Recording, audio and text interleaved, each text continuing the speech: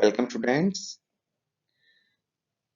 मैं Vivek Sharma, assistant professor physics, government Nehru memorial PG college, Hanumangarh, आप सभी का इस वीडियो लेक्चर के माध्यम से स्वागत करता हूं।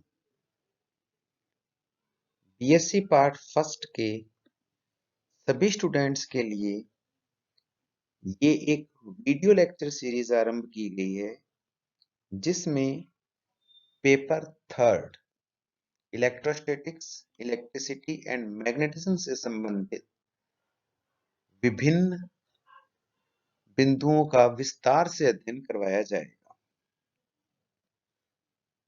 आप सभी के लिए कॉलेज एजुकेशन एक नई चीज है। इससे पूर्व आप विभिन्न विद्यालयों से 12th क्लास पास आउट होकर इस कॉलेज एजुकेशन में एंटर कर रहे हो। अलग अलग माहौल से आए हुए विद्यार्थी, कोई सीबीएसई बोर्ड से इंग्लिश मीडियम में पढ़ा हुआ है, कोई आरबीएसई से है, कोई बिल्कुल ग्रामीण परिवेश से है, तो कोई शहरी परिवेश से। इस राजकीय महाविद्यालय में सभी स्टूडेंट्स की आवश्यकताओं को ध्यान में रखते हुए ही आपके अध्ययन को आगे बढ़ाने की परंपरा रही है और आगे भी रहेगी। तो आज इस इंट्रोडक्शन लेक्चर में सर्वप्रथम आपको एग्जामिनेशन पैटर्न तथा पाठ्यक्रम के बारे में बताया जाएगा। आपका क्वेश्चन पेपर 3 सेक्शंस में विभाजित होगा। पहले सेक्शन में 10 प्रश्न आएंगे। प्रत्येक यूनिट से 2 प्रश्न होंगे और पूरा पाठ्यक्रम 5 यूनिट में विभाजित होगा। आपको सभी 10 प्रश्न हल करने हैं। प्रत्येक प्रश्न 1.5 अंक का है। तो इस प्रकार से सेक्शन ए के कुल 15 मार्क्स निर्धारित हैं। प्रत्येक उत्तर 50 शब्दों से अधिक नहीं होना चाहिए। ये सेक्शन ए होगा। इसमें कोई आपको इंटरनल चॉइस नहीं मिलेगी। सभी क्वेश्चंस करने कंपलसरी भी हैं। तो इसका तात्पर्य यह हो गया कि आपको बेसिक कॉन्सेप्ट्स पर बहुत ज्यादा फोकस करना होगा, क्योंकि 50 वर्ड से कम आंसर्स कॉन्सेप्चुअल क्वेश्चंस में होते हैं। तो आप अवॉइड नहीं कर सकते कॉन्सेप्चुअल क्वेश्चंस को। सेक्शन बी में भी 5 क्वेश्चन होंगे। हर यूनिट से 2 क्वेश्चन होंगे, पर उनमें ऑप्शन होगा, अर्थात हर यूनिट में पूछे गए 2 प्रश्नों में से आपको कोई भी एक प्रश्न हल करना होगा। इंटरनल चॉइस होगी, आंतरिक विकल्प आपको दिया जाएगा। हर प्रश्न 3 अंक का होगा। तो आपको कुल 15 अंकों का ये सेक्शन बी प्राप्त होगा। प्रत्येक उत्तर 200 शब्दों से अधिक का नहीं होना चाहिए। तो ये जो प्रश्न है, ये कॉन्सेप्चुअल और बहुत बड़े थियोरेटिकल क्वेश्चंस के मिड रेंज के हैं। तो इसमें आपको छोटे डेरिवेशंस भी आ सकते हैं, न्यूमेरिकल प्रॉब्लम्स भी आ सकती है, और इस टाइप से क्वेश्चन आ सकते हैं कि आपको आंसर्स को बहुत कंसाइज एंड छोटा भी करके लिखना पड़ सकता है, और छोटी डेफिनेशन को एनलार्ज करके एक्सप्लेन करते हुए उसको बड़ा भी करना पड़ सकता है। तो ये एक बहुत ही कॉम्प्लिकेटेड सेक्शन होगा। इसमें आपको बहुत डीप नॉलेज ही आपको आगे लेकर जा पाएगी। सेक्शन सी फिर 15 मार्क्स का है। इसमें 5 प्रश्न होंगे। प्रत्येक यूनिट से 1 प्रश्न होगा। आपको इनमें से कोई भी 3 प्रश्न हल करने हैं। अर्थात यहां आपको यूनिट्स के बीच में ओपन चॉइस मिलेगी कि 5 प्रश्न, हर यूनिट से 1 क्वेश्चन, और यानी 5 यूनिट से 5 क्वेश्चन हो गए। आपको कोई भी 3 क्वेश्चन सॉल्व करने हैं, अर्थात किन्हीं भी 3 यूनिट्स में से आपको एक एक क्वेश्चन को सिलेक्ट करते हुए आंसर देना है। आंसर 500 शब्दों से बड़ा नहीं होना चाहिए, अर्थात इसमें बड़े थियोरेटिकल क्वेश्चंस आएंगे। तो ऐसे ये पैटर्न है। कम से कम 30% वेटेज न्यूमेरिकल प्रॉब्लम्स का होगा। यहाँ एटलीस्ट वर्ड है, मीन्स न्यूनतम, कम से कम 30% है, मैक्सिमम की कोई लिमिट नहीं। जितनी भी कैलकुलेशंस होंगी आपको MKS unit of systems use करना होगा, means metre kilogram second system, इसको एमकेएस एम्पियर सेकंड सिस्टम भी बोलते हैं, एमकेएस से सिस्टम ऑफ यूनिट्स बोलते हैं। तो ये तो आपका एग्जामिनेशन पैटर्न, टोटल 45 मार्क्स का एग्जाम, 15 15 15 के 3 सेक्शंस होंगे।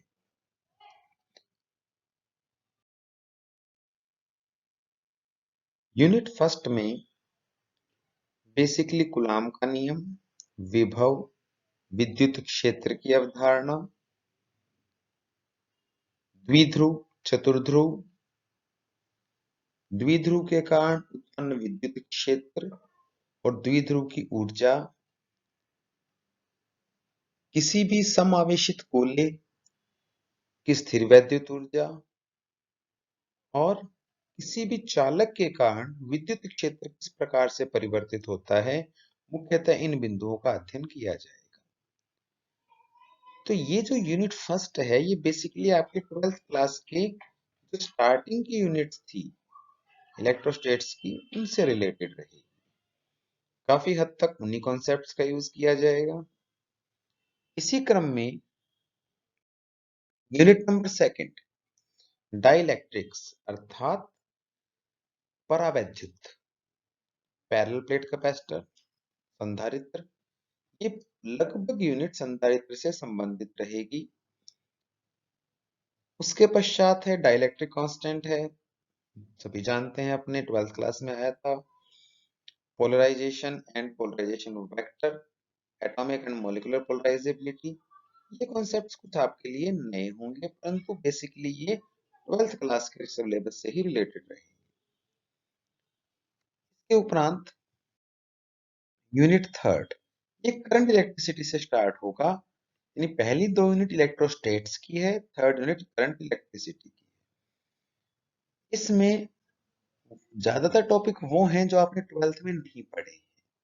एक नई सीरीज स्टार्ट होगी, इसलिए आपको यहाँ बहुत ध्यान से स्टडीज को करना होगा। इसमें एलसी और एलआर सर्किट तो हैं, पर 12th क्लास में आपने सीरीज रेजोनेंस को स्टडी किया था, अर्थात जब प्रेरण कुंडली, संधारित्र और प्रतिरोध श्रेणी क्रम में संयोजित होते हैं तो किस प्रकार से अनुनाद उत्पन्न करते हैं, ये 12th क्लास में आप पढ़ चुके हो। बीएससी में अब आपको सीरीज के साथ साथ पैरेलल को भी स्टडी करना होगा, अर्थात समानांतर क्रम में इनका किस प्रकार से अध्ययन किया जाए। आरएलसी यदि समानांतर क्रम में संयोजित हो तो किस प्रकार से अनुनाद उत्पन्न होगा, वो भी आपको चेक करना है। इसके अतिरिक्त क्षरण धारा से संबंधित, लीकेज करंट से संबंधित, लीकेज मेथड से हाई रेजिस्टेंस कैलकुलेट करना, ये सभी कॉन्सेप्ट इस यूनिट में आएंगे, अर्थात ये बेसिकली करंट इलेक्ट्रिसिटी से रिलेटेड यूनिट है। यूनिट 4 ये मैग्नेटिज्म पे स्टार्ट हो जाएगा। यहाँ पे ये भी आप कुछ हद तक 12th क्लास में पढ़कर आए हो। Force on moving charges, Lorentz force equation, अर्थात means F equal to Q E plus Q vector B cross B, definition of B, B is magnetic field, चुंबकीय क्षेत्र तीव्रता जिसको अपने बोलते हैं। Force on a straight conductor carrying current in a uniform magnetic field, ये भी 12th में पढ़ा है। इस प्रकार से जो मैक्सिमम टॉपिक्स हैं वो आपको मैग्नेटिज्म से रिलेटेड जो टॉपिक होंगे वो यूनिट नंबर 4 में आएंगे। And unit number 5, E as an accelerating field. Accelerating means जो त्वरित करता हो। अब त्वरित में दो चीज आती है, इंक्रीज इन और द चेंज इन वेलोसिटी भी एक्सेलरेटिंग है, और चेंज इन डायरेक्शन भी एक्सेलरेशन ही है। तो यहाँ पर एक्सेलरेशन अलग अलग मीनिंग में अलग अलग वर्क करेगा। जैसे यहाँ लीनियर एक्सेलरेटर वर्ड है सिलेबस में, लीनियर एक्सेलरेटर का मतलब जो लीनियर मोशन में स्पीड अप या स्पीड डिक्रीज करे, तो वो लीनियर एक्सेलरेटर के फॉर्म में यूज होगा। E as deflecting field, deflect change in direction, तो इसके लिए सीआरओ कैथोड रे ऑसिलोस्कोप बहुत इंपॉर्टेंट इंस्ट्रूमेंट है करंट इलेक्ट्रिसिटी का, जो पीजी क्लासेस में आप यूज भी करोगे इन चीजों को। कैथोड रे ऑसिलोस्कोप अपने लैब में अवेलेबल भी है। Then transverse magnetic field, magnetic field किस टाइप से मोशन को चेंज कर सकता है, वो ट्रांसवर्स मैग्नेटिक फील्ड के अंडर आएगा। इससे मास स्पेक्ट्रोग्राफ, स्पेक्ट्रोग्राफ मींस एक ऐसा आउटपुट मिलना चाहिए जिसमें मास के अकॉर्डिंग पार्टिकल्स अरेंज हो। ये काम केवल मैग्नेटिक फील्ड कर सकता है। Energy determination of nuclear particles with the help of this mass spectrograph etcetera etcetera, बहुत से टॉपिक्स आएंगे। Then first two lines electric field से रिलेटेड है, next three lines magnetic field से रिलेटेड है, and the last four lines ये electric और magnetic field की म्यूचुअल डिपेंडेंस दोनों एक साथ अप्लाई कर दे तो क्या होगा, उससे रिलेटेड रहेगा। Mutually perpendicular E and B field, दोनों आपस में परपेंडिकुलर हो, then parallel E and B field, मतलब जब ई इलेक्ट्रिक फील्ड और मैग्नेटिक फील्ड आपस में पैरेलल हो जाए तो क्या इफेक्ट प्रोड्यूस होगा, ये सभी चीजें आपको इसमें स्टडी करनी है। तो यहां मैं आपको एक कॉन्फिडेंस भी देना चाहूंगा कि जो आप 12th में पढ़कर आए हो उसी को एनलार्ज करना है। तो डरने की इसमें एक जरूरत नहीं है, इजी वे में काम होगा, आराम से आपको समझ भी आएगा। बस आपको अपनी रेगुलरिटी नहीं छोड़नी है, और जो आपके पहले के बेसिक्स हैं उन पे भी आपको ध्यान रखना है। कॉलेज लाइफ में एजुकेशन से साथ साथ आपको अपने फ्यूचर के बारे में भी प्लानिंग करनी है कि आप फ्यूचर में ये जो एजुकेशन ले रहे हो, ग्रेजुएशन बीएससी कर रहे हो, इसमें इसके बाद आप क्या करो। इसके लिए हालांकि कॉलेज लेवल पर भी अनेक कोर्स हैं, अनेक बार आपको गाइडेंस भी मिलेगी, आप पर्सनल गाइडेंस भी ले सकते हो। बकायदा एक स्पेशल सेल भी बनी हुई है प्रोफेसर्स की जो आपको गाइड भी कर सकते हैं, आप चाहोगे तो आप उनसे मिलोगे तो आपको गाइड भी करेंगे। इंडिविजुअली भी आप किसी भी टीचर से गाइडेंस ले सकते हो। बट आपको क्या आगे चल कर क्या बनना है वो आपको यहीं से डिसाइड करना होगा। जिस भी एग्जाम को आप आगे फाइट करना चाहते हो उसका सिलेबस उठा लीजिए, सिलेबस में टॉपिक्स चेक कीजिए, और आप अपने ग्रेजुएशन के सिलेबस में टॉपिक्स मैच कर लीजिए, सेम टॉपिक्स आपको मिलेंगे। यानी आगे के एग्जाम फाइट करने के लिए कोई आपको स्पेशल नहीं पढ़ना है, जो आप किसी भी क्लास में पढ़ते हो वहीं आगे एग्जाम का सिलेबस बन जाता है। इसलिए मेरी आपसे यही उम्मीद है, आशा है और विश्वास भी है कि आप ग्रेजुएशन को बहुत सीरियसली स्टार्ट करेंगे और through out the graduation period 3 years आप सिंसियरिटी के साथ टॉपिक्स को क्लियर करेंगे। इसके अलावा एक नया कोर्स भी आरंभ है अपनी इसी साल से 2020-21 से, केवल फर्स्ट ईयर के लिए वो कोर्स स्टार्ट हुआ है जिसे आनंदम नाम से आपको संबोधित करते हुए आपको डिटेल बताई जाएगी। आनंदम भी एक ऐसा विषय है 100 मार्क्स का होगा। ये आपके थियोरेटिकल क्वेश्चंस के एक्स्ट्रा में ये 100 मार्क्स का एक पेपर चलेगा जिसमें आपको सोसाइटी से रिलेटेड वर्क करना होगा, उसका उसका रिकॉर्ड रखना होगा और उसका इवैल्यूएशन भी होगा। उससे रिलेटेड नॉलेज आपको जल्द ही पीडीएफ और वीडियो के माध्यम से दे दी जाएगी। इस वीडियो लेक्चर सीरीज की बात करें तो इसमें अपना बेसिक फोकस केवल फिजिक्स पे रहेगा।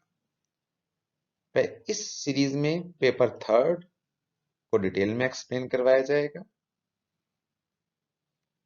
तो आप फर्स्ट लेक्चर से ही आप अपने हर पॉइंट को बिल्कुल क्लियर करते हुए चलेंगे। जल्दी आपको फर्स्ट लेक्चर का लिंक भेज दिया जाएगा। Best of luck for your college life and college journey. Take it seriously. Have a nice day. See you in next lecture very soon.